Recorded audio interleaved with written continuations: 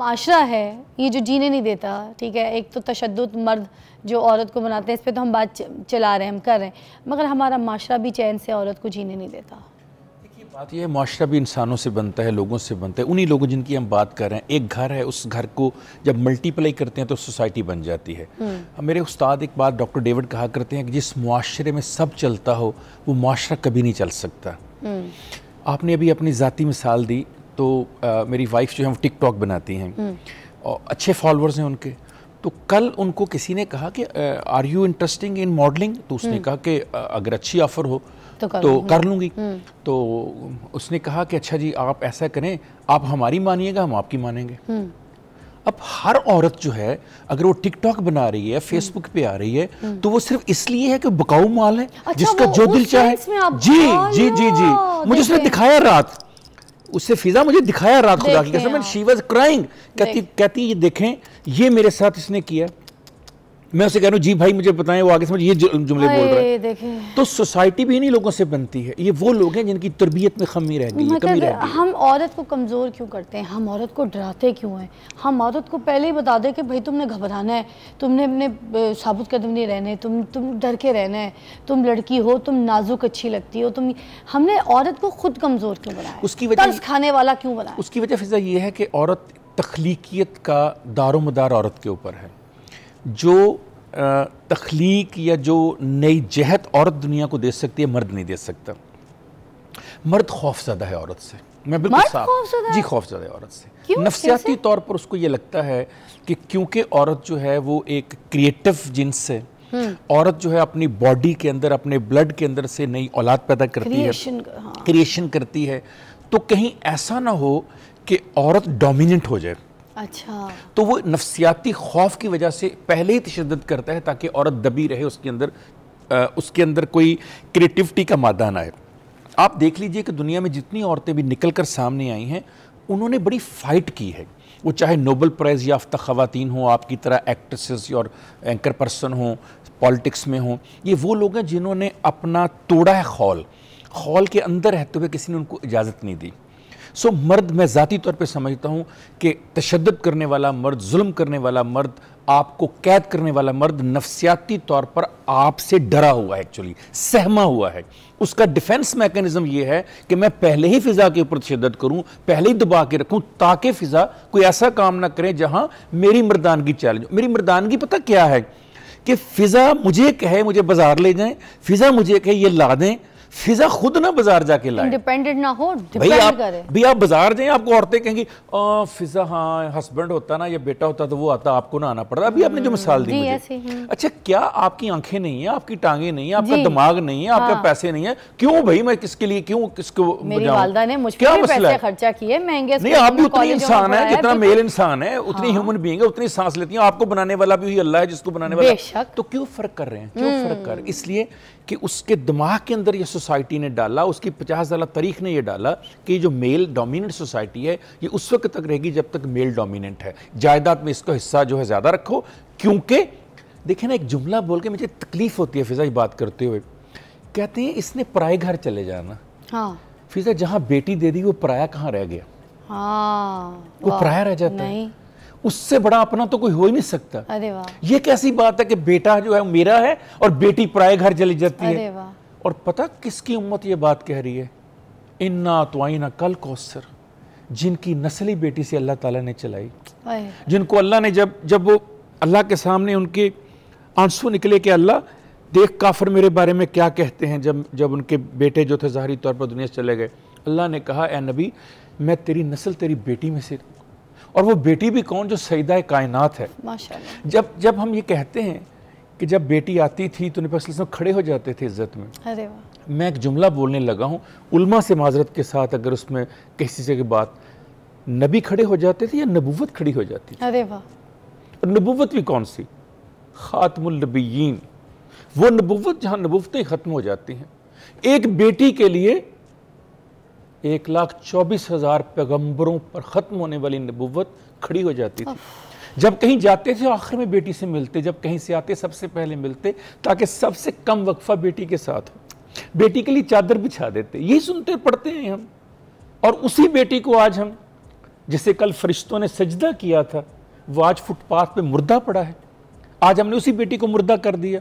आज उसी बेटी को डेली मारते हैं हम, जिस बेटी के लिए नबी ने दुआ की और जाते जाते कहा तुम्हारे पास 2 चीज़ें छोड़ी जा रहा हूँ, एक कुरान और एक अपने अहले बैत। उस बेटी जिसके आगे 2 बेटे जो हैं वो जन्नत के नौजवानों के सरदार हैं, उस बेटी को मैं पराया कहता हूँ। उस बेटी को मैं कहता हूँ कि ससुराल के घर चली जाएगी, हमारा इससे क्या राब्ता रह जाएगा, किसी और की नस्ल शुरू। उस बेटी को मैं कहता हूँ किस तरह का मुसलमान हूँ मैं। इसलिए मैं बार एक बात कहना चाहता हूँ। मुझे लोग कहते हैं कि शैतानी, मैं कहता हूँ पाकिस्तान में तो शैतान कोई नहीं है। वो कहते हैं कैसे, मैं कहता हूँ अब शैतान की कोई ज़रूरत नहीं यार, अब बर्बादी इंसान को इंसान बहुत है। यहाँ हम खुद एक दूसरे को डस रहे हैं, यहाँ शैतान को आने की क्या ज़रूरत है, यहाँ सांपों को आने की क्या ज़रूरत है। सर हम ज़हनी तशद्दुद भी तो बहुत देते हैं बेटियों की। आप देख रहे हैं सिचुएशंस, अभी आजकल के दौर में तो बहुत ही नए नए किस्म के मर्द पाए जाते हैं।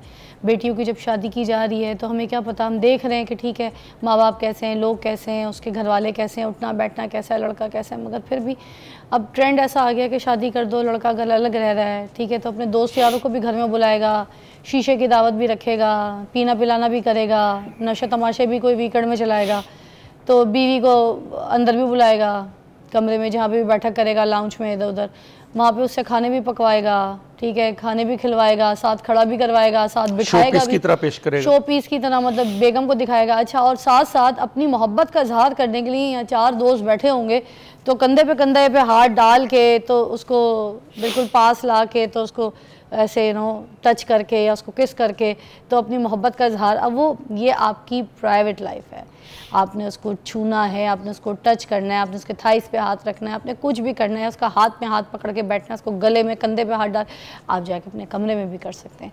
वाई इज़ इम्पॉर्टेंट कि अपने दोस्तों को, 4 दोस्तों को बुलाएं और अपनी औरत को इस तरीके से अपने साथ पेश करके इस तरह दिखाएं। तो ये कोई ट्रेंडिंग है, ये कोई प्यार है, ये क्या है, ये किस किस्म की चीज़ें। मेरी बहुत सी दोस्तें हैं जो इस पेन का शिकार है। मुझे नहीं लगता आज तक कभी भी माशरे में इस बारे में बात हुई है, इस बारे में कोई किसी ने सवाल उठाए।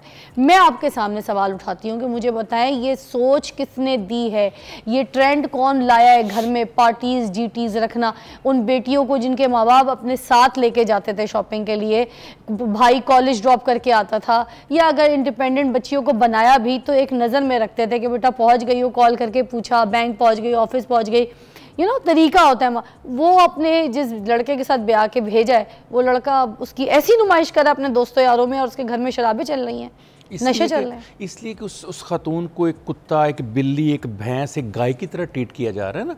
जैसे हम बुलाते हैं कोई उस हाथ में पकड़ के रोटी, हम कहते हैं इधर आओ, तो बिल्कुल ऐसे ही हो रहा है। इसको हम इमोशनल वायलेंस कहते हैं। अच्छा। ये हैजानी एक तशद्दुद है, ये एक जिनसी तशद्दुद है, ये एक ज़हनी तशद्दुद है। सोशलाइजिंग का नाम दे रहे हैं ना, इस नाम को सोशलाइजिंग जो कहा जाता है कि अगर होगी तो काम बढ़ेगा, होगी तो स्टेटस बढ़ेगा, और मर्द ने काम करना, मर्द को सोशलाइजिंग की तो ज़रूरत है। अच्छा, बीवियों को लेके भी जाया जा रहा है, पार्टीज़ की जीनत भी बनाया जा रहा है, उनको कहा भी जा रहा है कि भाई थोड़े से कपड़े ऐसे पहनो, स्टाइलिश बनो, जाओ जाके सैलून से तैयार हो, ठीक है। उसकी ज़रूरत है बाकी चीज़ों में पूरी नहीं करनी, मगर उसको कहीं लेके जाने में, नुमाइश बनाने में, सोशलाइजिंग का हिस्सा बनाने में, जहाँ पे आपको 4 कॉन्टैक्ट मिलेंगे, तो बीवी को रपेड़ा जा रहा है। वो जस्टिस कियानी ने अपनी किताब में बड़ी खूबसूरत जुमला लिखा। उसने कहा औरत अगर कोठे पे नाचे तो तवाइफ कहलाती है, कोठी पे नाचे तो कल्चर कहलाती है।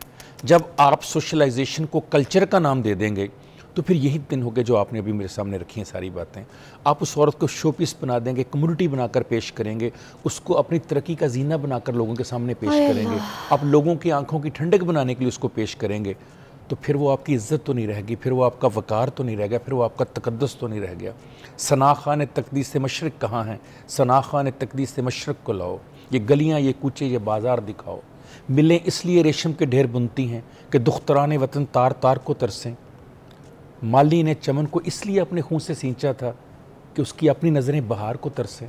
सना खान तकदीस से मशरक़ कहाँ हैं? वो लोग कहाँ गए जो कहा करते थे कि बड़ी तक़द्दस है इस औरत में, बड़ी इज़्ज़त है इस औरत में, बड़ा वक़ार है, यहाँ से नस्ल परवान चढ़ती है, माँ की गोद पहली यूनिवर्सिटी है। कहाँ गई वो यूनिवर्सिटी? आज उस यूनिवर्सिटी को आपने बाज़ार की जीनत बना दिया, आज आपने दोस्तों की महफ़िल की जीनत बना दिया, आज आपने शराब खानों की जीनत बना दिया। आपने ख़ुद उठाकर सोशलाइजेशन और कल्चर के नाम के ऊपर उस औरत का इस्तेहसाल करना शुरू कर दिया आज आपने। फिर वो जो नस्ल पैदा करेगी वो कैसी नस्ल पैदा करेगी आपके?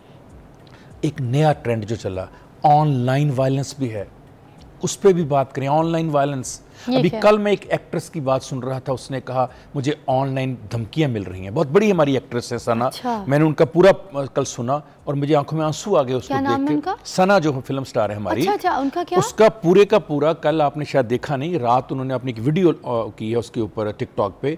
उन्होंने कहा कि मुझे ऑनलाइन, मुझे और मेरे दोनों बच्चों को मारने की धमकियां मिली। शी वाज क्राइंग, रो रही थी वो सना। कौन दे रहा था? उसने कहा जी कि मुझे शक है कि मेरा साहब हस्बैंड उसका वालिद दे रहा है। अच्छा। इसी तरह से आपने नरगिस के साथ देखा क्या हुआ है।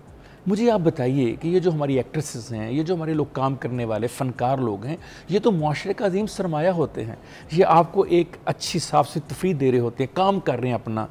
आपको उससे इख्तलाफ हो सकता है, आप ना देखें उसको। किसने कहा है कि आपने जाकर थिएटर में देख, लेकिन ये हक आपने किसने दिया कि ऑनलाइन आप उनको थ्रेट करें, आप उनको कॉल्स करें, आप उनको ऑनलाइन ये जो आपकी वीडियो के ऊपर हरासा करने वाले जुमले लिखे जाते हैं, ये जो आपको इस्लाम सिखाया जाता है, जो आपके ऊपर इस्लाम थोपने की कोशिश की जा रही होती है, वो फिज़ा हो या कोई भी और हो, या मेरी वाइफ हो या मेरी बेटी हो।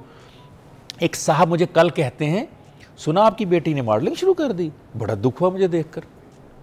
अब मुझे आप बताइए, उसको पता भी नहीं मॉडलिंग का मतलब क्या होता है, उसको ये भी नहीं पता मेरी बेटी क्या करे। उसने मॉडलिंग के लफ्ज के साथ अपनी ज़हनी गंदगी को अटैच किया और उसने मेरी बेटी के बारे में जुमला बोलना शुरू कर दिया। ये जो उसके ऊपर वेबसाइट के ऊपर और जो ऑनलाइन ऊपर हरासा किया जाता है, तशद्दुद किया जाता है, वो भी तो एक तशद्दुद है ना। तशद्दुद और ज़हनी तशद्दुद है। मैं इस पे मज़ीद एलैबोरेट करूँगी बात, और आप हमारे साथ रहिएगा। आप देख रहे हैं मॉर्निंग विद फिज़ा, और हमारे साथ प्रोफेसर डॉक्टर काशिफ फराज जो कि साइकोलॉजिस्ट हैं। आज आपको ये भी सिखाएंगे कि भाई इस चीज़ की रोकथाम कैसे की जा सकती है, हमने किस तरीके से इन सिचुएशंस पे काबू पाना है कि हमारे घर का मर्द जो है वो औरत की इज्जत करे, ना कि तशद्दुद।